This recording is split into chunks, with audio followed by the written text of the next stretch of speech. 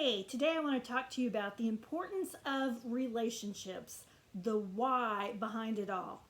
If you've watched the last few episodes, you've seen I've been talking about greeting strategies, name strategies, how to build relationships. So we just want to pause for a moment, pull back, and go, why is it so important for us to spend time on these seemingly obvious things to do? Hi, I'm Susan. If you're new to the channel, subscribe so that you can keep up with strategies and tips for working and engaging your group. Let's dive in. To make sure that we're on target, we're going to start with a pop quiz. I'm going to give you 4 questions in this first pop quiz. There are 2 of them, so let's see how you do. In your head, answer, who are the 5 wealthiest people in the world? Go. Can you do it? Okay, time's up. Moving on. Who won the last 2 Academy Awards for Best Picture? Last 2 years, Academy Awards. Okay, moving on. Who are 3 people who've won the Nobel Peace Prize? All right, the last question. Who won last year's Heisman Trophy? Who was the award winner for last year's Heisman Trophy?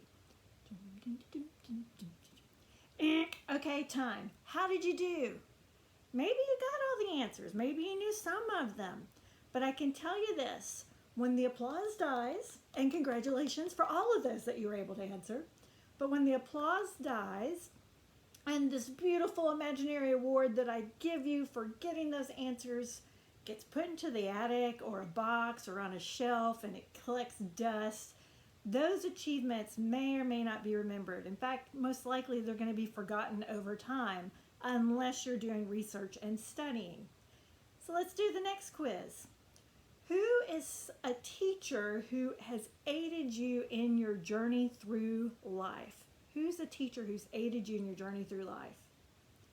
Who are 2 friends who've helped you in a difficult time?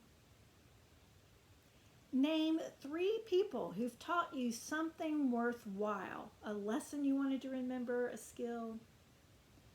And the last one, who are a few people you enjoy spending time with and make you feel special? How'd you do this time? I bet it was a lot easier to come up with answers, wasn't it? And I'm sure you can guess the takeaway. The people we connect with, the people who make a difference in our lives, the ones who care about us, those are the people we remember.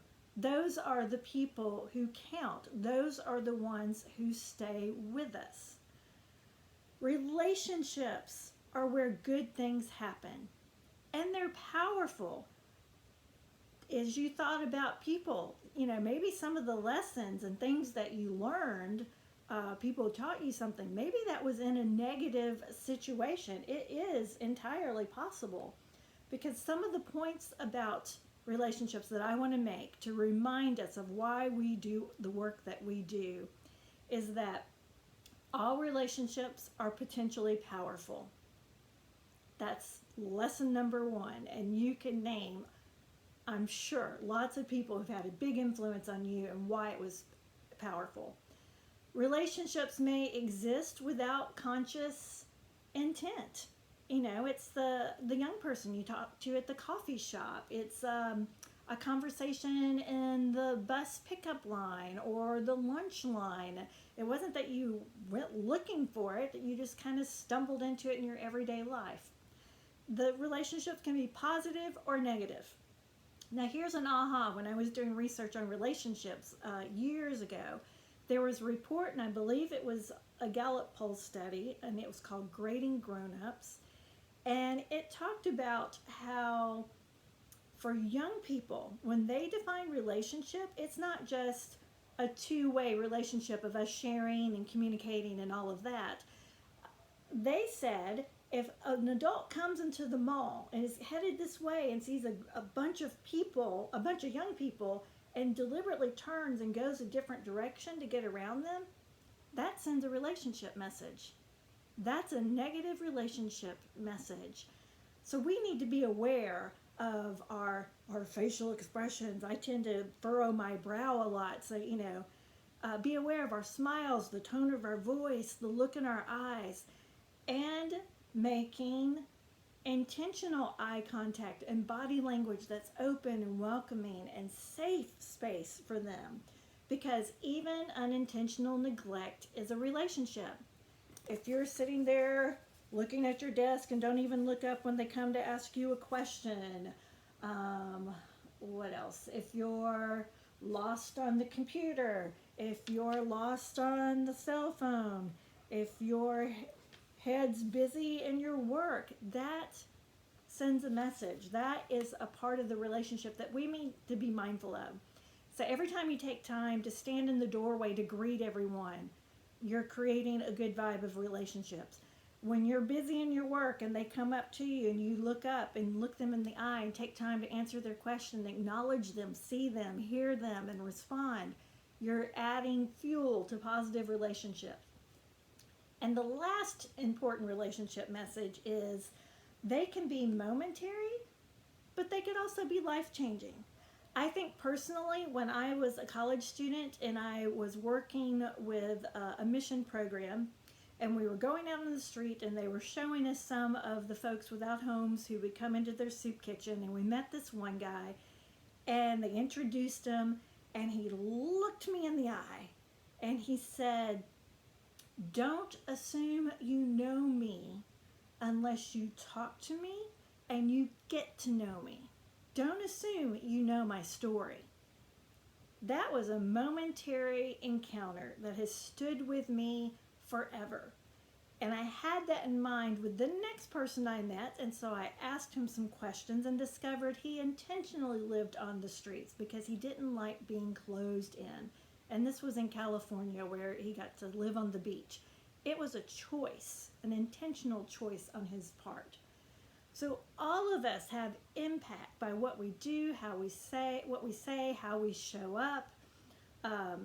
Final story that popped into mind. 20-something-year-old, new in the field of youth work. My first summer, I was doing a journalism club and doing it because I loved writing. Obviously, I write books. And I loved telling stories. And one of the girls in the program, someone asked her what she got from the program. And here I was doing something that was fun and easy for me.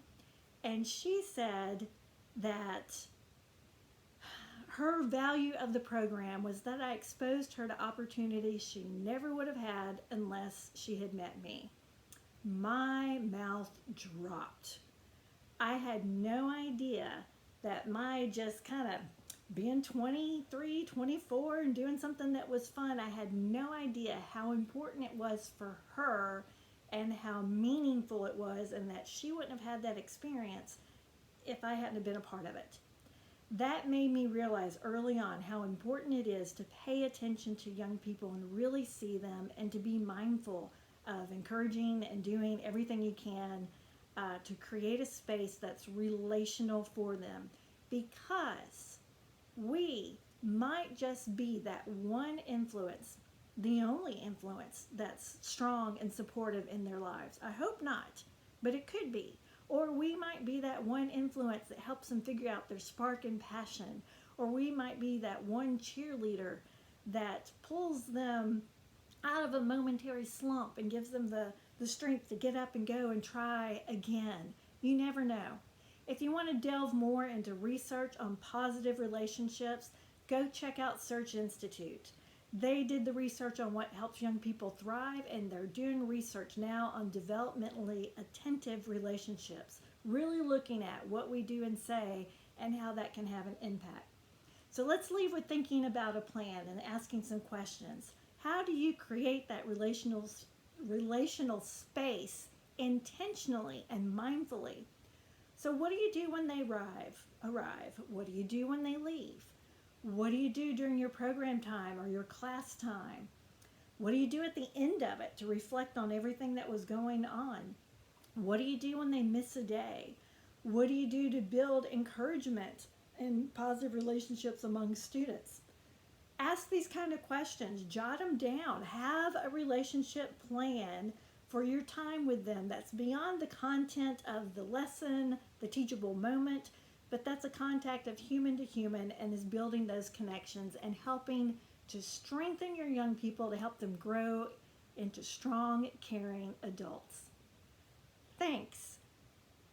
Let me know what you're doing. I would love to hear. Thanks for giving me a moment to talk about this. I think it's really important.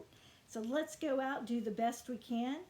And just as an FYI, Ann Saylor, my writing partner and training partner, she and I have a training on connections and how to go through all these keys that I've been talking about in the last few videos. So if we can help you out with professional development, hit us up, send us an email. We'd be happy to help. Have a good day.